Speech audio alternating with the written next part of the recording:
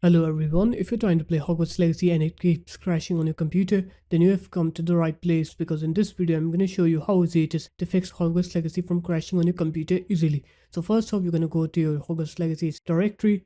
So I have it in my C drive, Hogwarts Legacy, and then you're going to go into Engine, Plugins, and then Runtime, NVIDIA, Streamline, Binaries, Third Party, and lastly Win64. And here you'll have this file sl.pcl.dll. You're just going to go ahead and delete this file, or if you don't want to delete it, you're going to right click on it, click cut, and then you're going to go to any other location and you're just going to paste it there. And now when you try to launch it, you'll see that your game will work correctly and you will not get those crashes anymore. So there it is guys, that's how easy it was. If you guys found this video helpful, make sure to leave a like, comment and subscribe to the channel, and I'll see you in my next video. Peace.